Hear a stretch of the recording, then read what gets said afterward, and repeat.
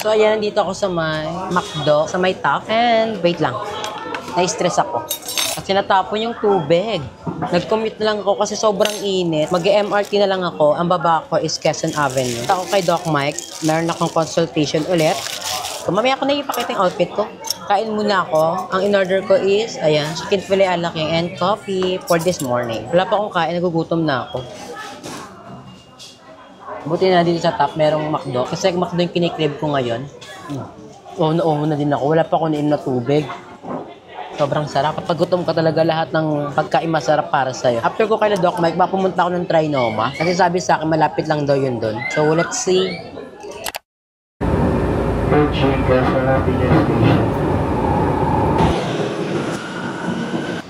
So, ayan, nandito na ako ngayon sa may Quezon Avenue. Dapat pala, bumaba ako sa may GMA Kamuning kasi nakita ko mas malapit siya sa Aesthetic. Pero wala eh. Next time, pag pumunta tayo dito, bababa na lang ako sa GMA Kamuning. Ngayon, magbubuk na ako ng angkas, puntang Aesthetic. Buti na lang, hindi ganun kainit ngayon. Ang ganda ngayon ng weather, oh. Hindi ganun kainit. Tahimik lang. Sana hindi nga lang umulan. Kasi pag umulan, Diyos ko po, hindi yan pwede. So, magbuk na tayo ng angkas dito. Baba na ba to? Ay, oo, baba na to. Saan ba pwede ako magbuk? Ay, dyan na lang. Mas mura pala. 50 pesos lang, oh. So, ito, book ko na siya. Ah, okay. Mas mura pa rin talaga pag andito ka pala. Kasi 53 pesos lang sa GMA Kamuning. Dito naman 50 pesos lang. Mamaya na ako mag-outfit check doon na sa Aesthetic. Pero, I love my outfit. Yung damit ko hindi siya ganun kainit. Fit lang siya. Sana meron akong mabook. Update ko na lang kayo kapag nasa Aesthetic tayo kasi baka itong camera ko mahablot dito out of nowhere. Hindi ako familiar sa lugar na to. Ayan na, meron ako na book. Mag-outfit check na nga ako habang wala pa masyadong tao. Yung outfit ko.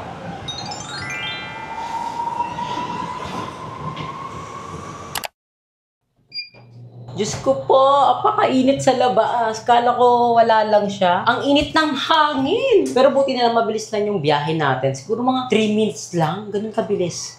So, ano tayo sa Aesthetic. Ito yung entrance nila, Doc Mike. So, sobrang refreshing dito. Sobrang lamig. So, ayan. Nandito na tayo sa Aesthetic. Meron natin ginagawa si Doc Mike. Pero okay lang. Palamig muna tayo dito. Malamig naman dito. Sorry kung ang gulo ng angle ko kasi may ibang tao. Siyempre, kailangan natin i-ano yung kanilang privacy. So, magka-Trinoma na lang tayo mamaya. Trinoma na lang. Kasi na-miss ko sa Trinoma. Dapat magmamawan lang ako. Pero sa isip ko, ay mag-ano lang ako, Trinoma. Kasi nami-miss ko dun. May special, ano sa akin yun. Tag na to? Special place sa heart ko. Kasi favorite na yung punta nila Kuya Dave yun. Parang feel at home ako dito kala Doc Mike. Sobrang gaan lang ng ambience here. So if ever bet yung magpa-breast augmentation, magpa-hair transplant, magpa-buccal pot, or anything na gusto niyo ipagawa, punta lang kayo sa Aesthetic. Ngayon, may ginawa si Doc Mike, nagpa-breast augmentation ata, not sure. Mayroon kasing girl dito kanina, tapos sabi ni Ma'am Zane, puntahan mo na yung friend mo, nasa na siya, recovery room. After this, pupunta ako ng Trinoma. Hindi ko lang alam kung malapit ba or malayo, nakalimutan kong i-search. Sure din yung punta ko, mag-Starbucks tayo, kain tayo somewhere na pwedeng kainan. So, yun lang, parang a day in my life lang para itong eksena natin. Ganito yung itsura ng Aesthetic. Meron kayong pre-Jollibee, charot hindi. Ayun yung nagpa-consult. So, tingnan natin kung anong laman. Ay, may laman, may pagkain. Wala, may drinks din. So, feel ko pag ganito yung mga bayot. Nakain na nila yan. Or ayan, ito yung favorite kong salamin kala Doc Mike. Then, ayan. Yung painting. Hindi ko alam kung sino yan, pero comment nyo nga kung may idea kayo kung sino to. Or anong meron sa picture na yan. Meron din sila Doc Mike pati, pero never ko pang na-experience na binuksan nila Doc Mike yan. Pero meron silang speaker here. Ito yung pampatugtog. Actually, parang pwede nga ito iuwi eh. Kasi maganda yan eh. Marshall, mahal to, diba? Nagpaparamdam. Eczema. Diyos ko po, may eczema kasi ako ngayon. So, kukuha nga ako ng isa nito para mapag-aralan ko siya. Lagay natin sa bag. Ang goal natin ngayon is isi-search natin kung malapit lang yung Trinoma here. Kung pwede natin siya iangkas or I don't know. Sana less 100 pesos lang siya para di tayo mapagastos. Trinoma parking, Trinoma, ayan lang mo. Trinoma. Ano nga lang? Ano lang? Entrance. Uy, malapit lang. 53 pesos lang. Oh, as you can see, 53 pesos lang siya. So, excited ako kung ano na itsura ng Trinoma ngayon. Kung ang bilis na nagot nanay ko, sabi niya, hala, bakit ang haba na? Ito. Kasi dyan magkakalbo na rin yan eh. Yun nga to. So, kumbaga, inunahan na natin.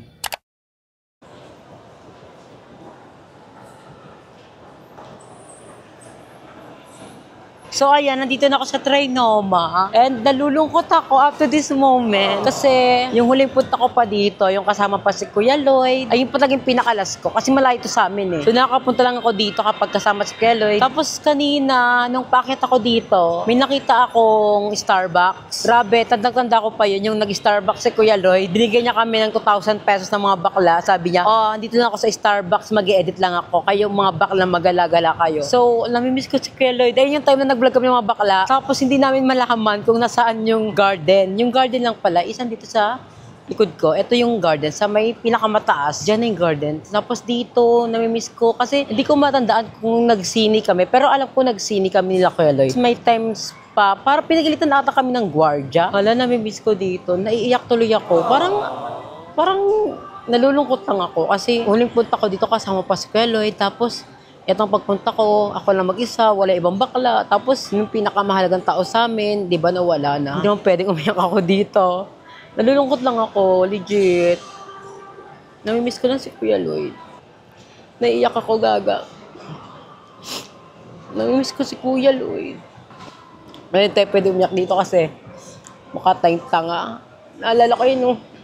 Krispy Kreme. Tanda ko pa yan, pero hindi ko natandaan kung kumain kami dyan. Pero, ayan, tapos yung Gongcha. Dito ata yung sinihan. Tapos, ayan, nagganto pa kami nila Kuya Lloyd. Yung palaruan. Naiiyak ako, gaga, legit. Kala ko okay na ako. Hindi pa pala, okay? Masakit pa rin pala. Alam nyo ko, wala lang mga tao dito. Ko okay na yung iyak ko. Pero pinipigilan ko kasi. Siyempre, pwede umiyak na ako lang mag-isa dito para akong tanga. Nakakamiss si Kuya Lloyd. Ang hirap pala, no? Parang pag pumunta ka sa isang lugar, tapos, special sa sayo, tapos pag pinunta mo siya, nakakalungkot talaga siya. Hindi pwede umiyak. Kala ko magiging okay ako dito, Diyos ko po, pero hindi pala. Naiiyak lang ako, pero paano ba tayo makakalabas? Kasi may mga harang. Saan ba ang exit dito? Ayan, oh, nakakamiss talaga dito, legit. Ito yung favorite place ko. Pero na-open ba to? Exit. Ay, nabubuksan siya. So, makakalabas tayo. Siguro kung may kasama kong BNT, feel ko nag-iiyakan kami dito. Ang hirap pala. Kala ko magiging okay ako pagpunta ko dito. Kala ko makakakain lang ako, mag-Starbucks. Pero iba pala kasi, Diyos ko po, uling punta ko dito, kasama ko pa si Kuya Els. Pero wait lang, tama ba itong ginagawa ko? Parang malito. Kasi walang daan. Pero may mga tao naman dumadaan. Dati natatandaan ko pa nung nag-Starbucks kami. Tapos si Jessica sabi niya, pero po kayong 3-in-1. So ayun, nakakamiss dito. Gaga.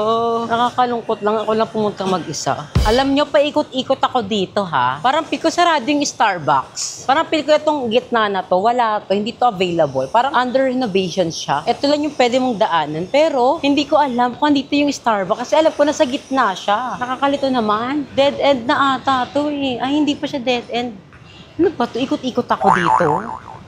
Tignan nyo, lalakarin ko pa hanggang dyan. Parang, ay, ala, umikot na ako. Ayun na yung Gongcha, oh. So, wala yung Starbucks. Nakakaloka, naglakad lang ako malala. Umikot lang ako. So, ano na to? Dito kasing Starbucks sa taas. Pero, feel ko na sa gitna kasi siya, sure ako eh. So, eksena, sarado. Pasok lang tayo sa loob. So, di ko alam saan ako kakain. Gusto ko kumain. Pasok ay pa sa loob kasi malamig. Sa labas, hindi naman siya maaraw pero yung singaw ng hangin, mainit. Ay, alam ko na saan ako kakain. Sa my coffee bean and tea leaf. Ay, hindi. Kakain pala ako sa Starbucks kasi kagahapon nag-live ako.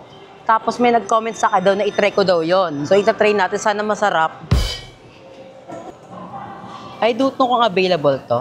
Ang bisang order nga ng no water ice americano with white mocha and splash of brevet. Dine-in? Yes, for dine-in. Kala ko M&M lang siya. 20 na po? Yes, 20 na. Then isang order po ng corned beef pandesal. Yes. So ayan, nandito ako sa may Starbucks. Ito yung coffee shop na pinupunta ni Lloyd nung nandito kami dati. Kasi dito siya nag-stay kasi nag-edit siya ng vlog. Tapos binigyan niya kami ng bakla ng 2,000 pesos. Kumain daw kami. Gusto namin gusto. Hala, nakakamiss. Ganito pala yung tsura sa loob. First time ko pumasok dito. Sa Starbucks na to. And parang third time ko palang ata dito sa Trinoma. Kasi yung first and second time ko, or third time ko dito, kasama ko si Kuya Lloyd. Tapos ngayon wala. Nakakalungkot talaga, legit. Hindi siya yung parang wala lang. Kasi syempre, special security sa buhay namin. So, parang pag pumunta ka sa isang place, tapos yung place na yon is kasama mo yung special na tao sa buhay mo. Nakakalungkot lang. Diyos ko po. So, ang in-order ko is no water, ice americano with white mocha and splash of brevet. So, ang presyo niya is 185 pesos. Ay, hindi. 185 plus 35. 90, 200, 220 pesos siya. So, sana masarap tong pinatry sa akin. Kasi pag ito pangit, nagsasayang ako ng pera. Then, bumili ako ng beef pandesal. Ay, beef pandesal. Ang tawag ito? Corn beef pandesal. So, ayan, kakain tayo dito sa Starbucks. After this, uwi na ako ng bahay. Kasi wala na akong gagawin dito. Hindi naman ako mag-shopping. Kasi ang mahal ng benta dito. Wala na akong bibilihin. Wala na, okay lang. Uwi naman na ako agad. Kasi bukas may alis ako. Magpapa-botox ako sa aking balikat. Update ko na kayo pag dumating na yung ating order. So, ito na yung aking order. Dapat paling ginawa ko is pa-take out. Kasi baka hindi ko siya maubos. Sobrang laki. And ito yung kanilang pandesal. Bongga sa tissue. Ang effort, madami. Taste test natin kung masarap itong kanilang coffee na nirecommend sa akin. Ang cute ng stick.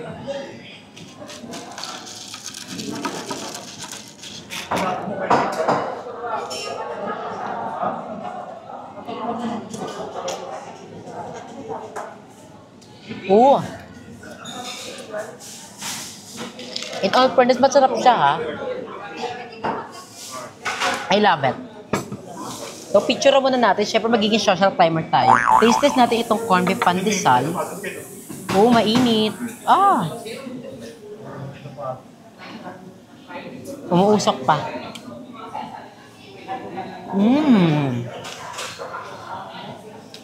It's giving.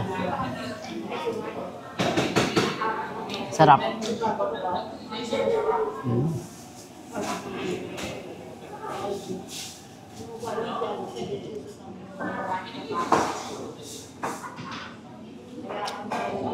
Umusok pa, oh. Nasabog.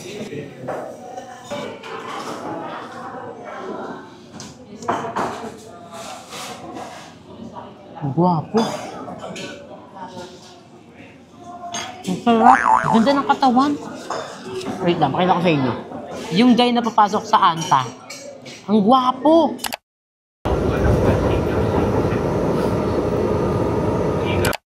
So, ayan, nakawin ako sa bahay and kumakain ako ng kimchi. Bigla akong nag-crave sa kimchi. Grabe. Sorry kung hindi na ako nakapag-update kasi grabe rush hour, ang daming tao. Nahirapan pa ako makaupo. And daloka lang ako kasi sa Trinoma, doon na pala yung sakayan ng MRT, North Avenue. Ay, kabog, dito na pala yun. So, sakay agad ako. Bababa ng Taft. Then, pagkababa ko ng Taft, nag-angkas na ako pa uwi. So, ayun, kakawin ko na sa bahay. Nakalimutan ko pala sabihin, meron tayong announcement. Sa M-Aesthetic, if ever bet nyo magpa-hair transplant, nakausap ko si Doc Mike at magbibigay siya ng discount. Diyos ko po. Alam niyo naman, di ba, pa nagpa-hair transplant kayo, ang bayad is per buhok. Ang kay Doc Mike kasi, 90 pesos per buhok. Tapos ngayon, 60 pesos na lang. So, if ever maraming ilalagay sa noo nyo, isipin nyo yung 30 pesos discount kada buhok. Di ba, malaking bagay siya. Kaya kung may problema kayo sa noo nyo, gusto nyo na magpa-hair transplant, Diyos ko po, pumunta na kayo sa MS-Tech. Kasi ang bongga ng discount ni Doc Mike. Isipin nyo, 90 pesos to 60 pesos per graft. Uy, mama! Sulit na yon. Siyempre, di matatapos ang ating vlog na hindi tayo mag-shoutout, diba? So, shoutout kay Kevin Opalsa, kay Mofay, kay JM Flores, kay Ces Balderrama, kay Edlen Maruiz Vlog, kay Man Eater, kay Michael Angelo Astrero, kay JV1995, kay May Christine, kay Joey Almanza, kay Mami Rhea John, hi po Mami, and also kay Mami Karina C. If nakabot kayo sa video kong ito at gusto nyo ma-shoutout, comment hashtag Jovin Katubig. Yun na lang, Jovin Katubig na para ma-shoutout kayo sa next vlog. Yun lang mga mama, thank you so much for watching and I'll see you na lang sa ating next vlog. Bye! Sarap ng kimchi, must try. Nabili ko to sa Dali. So, para maniwala kayo kinakain ko siya, eat natin. O, naman sa dami nito. Ayan. Sarap. Malutong. Tsaka maanghang siya.